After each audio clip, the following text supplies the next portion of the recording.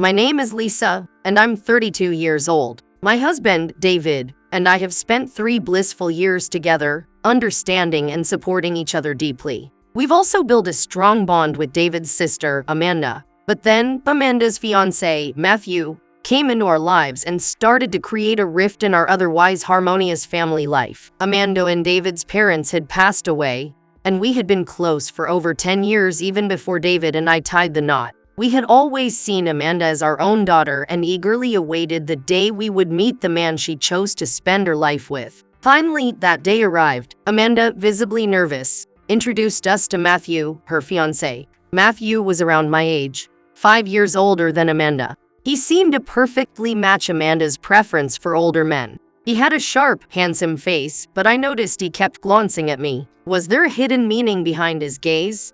I quickly checked my appearance but found nothing out of place.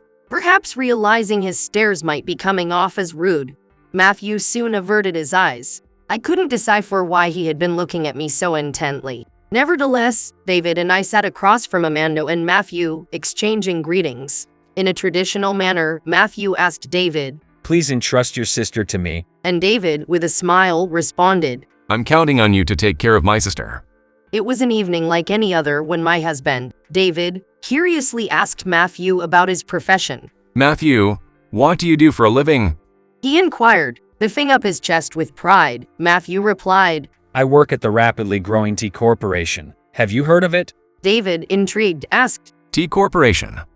Is that the major gaming company?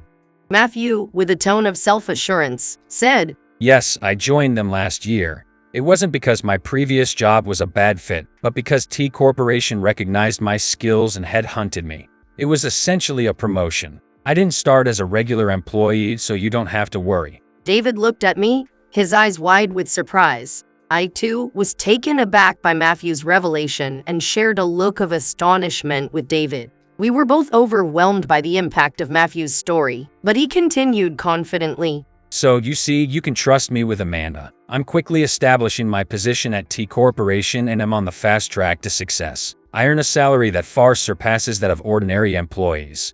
I was so surprised that I found myself speechless. I was familiar with T Corporation, and so was David. However, David didn't work at T Corporation, so he wasn't privy to the internal workings of the company.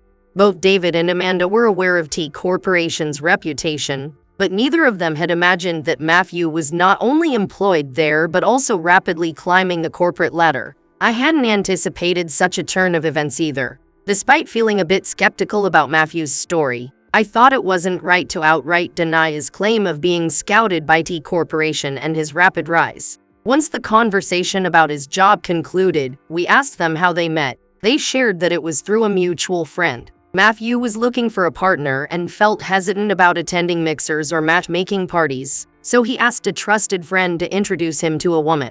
That's how he met Amanda. Amanda, on her part, had been wanting a boyfriend, but hadn't been proactive. When a friend suggested she meet Matthew, she thought, why not?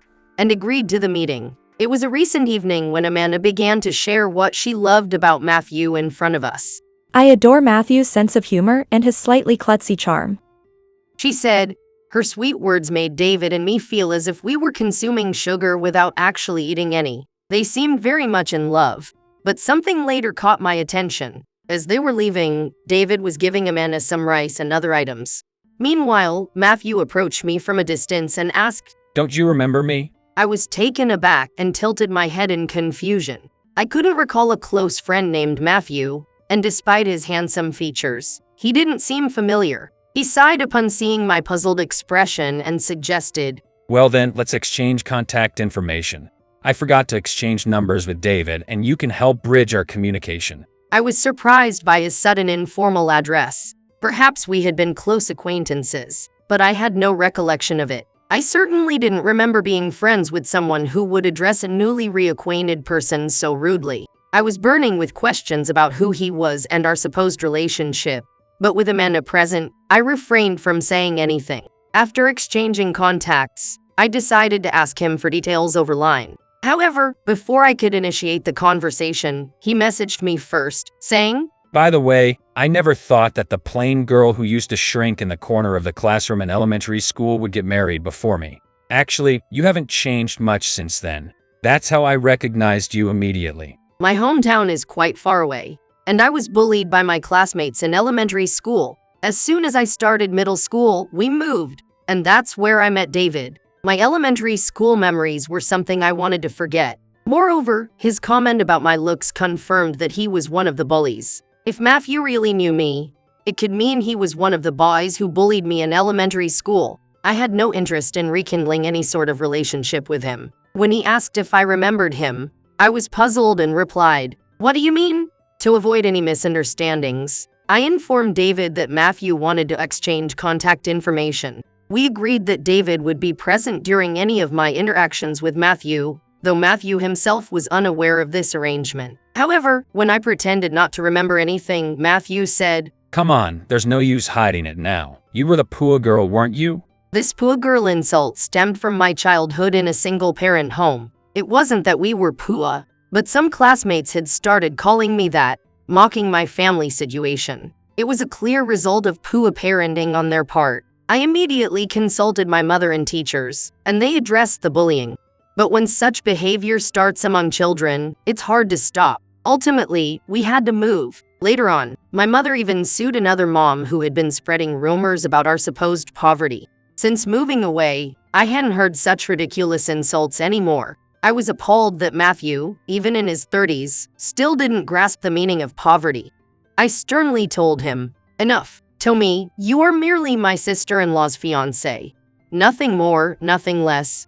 Please stop making nonsensical comments." After that, he ceased sending any more messages. Perhaps Matthew stopped sending mocking messages, thinking I might actually be someone else. Whatever the reason, David, who had seen Matthew's messages, was trembling with anger. What's wrong with this guy? Doesn't he realize he's talking to the sister-in-law of the woman he's marrying? And bringing up old relationships from elementary school days, as if they still matter, is just insane. David exclaimed. I tried to calm him down, saying, "It's okay." Indeed, there was something about Matthew's behavior that bothered me too. So, I contacted my mother to dig up my elementary school photos and check if there was a classmate named Matthew. To my surprise, my mother quickly identified a boy named Matthew, who, astonishingly, had been the main instigator of the bullying I faced. I had completely forgotten, but it turned out that Matthew was the one who had bullied me the most. She sent me the elementary school photos, and looking at them, I realized that the chubby boy from the past bore no resemblance to Matthew now. That's probably why I never thought of him as someone I knew. I did some more research on this matter. A few months after the meeting, I received an unexpected call from Amanda. Lisa, we haven't received a reply to our wedding invitation. You and David are coming, right? She asked. Wedding invitation? I was taken aback. We had been waiting for the invitation, but it never arrived. When I informed her, she said, I'm sure I sent it. Maybe there was a mistake. Anyway, I'll bring it over in person tomorrow. The next day, David and I received the invitation directly from Amanda and confirmed our attendance. At that moment, nobody could have imagined the unforeseen turn of events that would unfold at the wedding venue. On the day of the wedding, Amanda looked stunningly beautiful in her pure white wedding dress, captivating everyone's gaze. As I watched her embark on a new chapter in her life, I felt tears welling up in my eyes while I expressed my heartfelt congratulations. However, that blissful moment was short-lived as Matthew, the groom, completely changed the atmosphere. Holding the microphone during the ceremony, Matthew thanked the guests and then, suddenly, turned his glare towards me. I want to make this wedding perfect for Amanda and me. He declared. To do that, there's someone I need to eliminate, and that person is you. He pointed at me as he spoke these words. David, my husband Amanda, and I were all taken aback in surprise. Why are you here when you weren't invited? Matthew grumbled.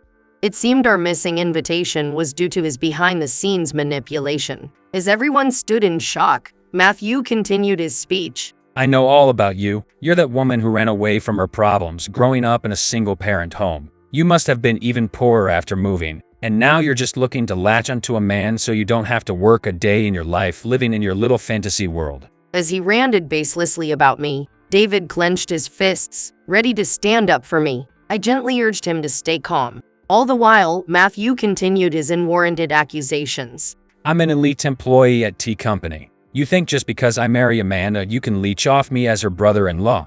I won't let that happen. I'm cutting ties with a delusional parasite like you. His blatant declaration stirred a commotion among his friends, likely sharing Matthew's foolish mentality. However, those on the bride's side, who truly knew me, were whispering among themselves, disturbed by the scene unfolding. I asked a nearby staff member for a microphone and confidently addressed Matthew, who was smirking, thinking I might say something embarrassing. I find it amusing that someone who doesn't even remember his own company's CEO's face claims to be an elite employee. If you want to sever ties with me, that's fine. I also have no interest in associating with a fool who harassed me in elementary school and continued to belittle me upon reacquaintance. You're fired, so please come to the CEO's office tomorrow. I'll be waiting. I returned the microphone to the staff and stood up, followed by David. Amanda also stood up and followed us. Matthew, still not grasping the situation, said to her, Why are you leaving too? We're free from that person now, right? But Amanda glared at him. Don't you know? Lisa is the CEO of T Company. How could you insult someone I hold dear like that? The engagement is off. Prepare yourself for the consequences of ruining an important day. She brushed Matthew off and discussed with the staff about returning the gifts to the guests. The wedding turned into a mere dinner party. Most guests, except for a few of Matthew's friends, deemed his actions unacceptable and blamed him for the broken engagement. He ended up having to pay for the wedding, and Amanda demanded compensation for the broken engagement. But his misfortune didn't end there. The next day, I waited for him in the CEO's office, accompanied by 2 strong male employees. When Matthew entered timidly and saw me, he immediately stopped glaring and sat down meekly. His audacity to enter without knocking and sit down without permission baffled me. His lack of common sense was evident. Honestly, are you the CEO? He stammered. Isn't it obvious who the CEO is if you just check our company's website? You had plenty of time after the wedding to verify, right? I said sarcastically. Matthew seemed baffled and stammered. Well, that's... Apparently, he hadn't bothered to check and probably thought I was lying in front of everyone. I was astounded by his foolishness. As I said yesterday, you are fired, I stated firmly. He looked up in shock. Why? Just because of a small misunderstanding, you're firing me? That's unfair. I'll report this to the labor board. He threatened. I showed him a copy of the resume he submitted. You faked your educational background to join our company, didn't you? You also filled in qualifications you don't have and claimed to be proficient in Excel and video editing software in your application. I confronted him. He faltered. That's... Falsifying your background is a valid reason for dismissal, I declared. He was at a loss for words. From the very beginning, I had sensed something off about him during the initial interview. Our company generally doesn't headhunt. If we did, the candidate would definitely be interviewed by me personally. However, I had never had a one-on-one conversation with Matthew. In fact, he was just an ordinary employee who applied through the mid-career recruitment process. Despite claiming to be a high flyer, he couldn't use the software he said he could, which hindered any chance of his advancement. Instead, he was at a stage where we hoped he would quickly learn his job. However, due to his overestimation of himself, I had his work attitude checked the next day. He was slacking off at work, thinking that joining D Company meant his life was set. I couldn't just let an employee like him roam free. Now, he's nothing but a stranger to me, having broken off his engagement with Amanda. There's no reason for me to hold back against someone who harassed me since elementary school. I promptly told him to leave the company. Since he had joined less than half a year ago, there was no need for severance or transition arrangements. In fact, the employees in his department seemed relieved to see him go. In the end, he begged, Please do something for me as an old classmate. But I firmly said, I hate you. I don't want anything to do with you anymore, and had other employees show him out. Afterwards, it seems Matthew asked his father to provide money to pay Amanda for the money she demanded. But astonishingly, Matthew's father, who once spread baseless rumors about Lisa's family being a single mother household when they were in elementary school and got sued by Lisa's mother for defamation, apparently got tired of his son and wife's antics. As a result, he disappeared without providing any financial help, leaving them to their fate. Matthew, burdened with supporting his mother and paying off the settlement, eventually resorted to borrowing from dangerous lenders, and now, it seems, he has been taken away by menacing-looking men. No one knows of his whereabouts, but even if someone did, Lisa had no intention of inquiring about his location. Amanda was initially shocked to discover the true nature of the man she had considered marrying. However, as time passed, she regained her spirits and began to say, "It's a good thing I didn't marry him." She started attending singles parties, looking forward to a new chapter in her life. Seeing Amanda recover brought relief to Lisa and David as well. Now, we are starting to consider the idea of having children.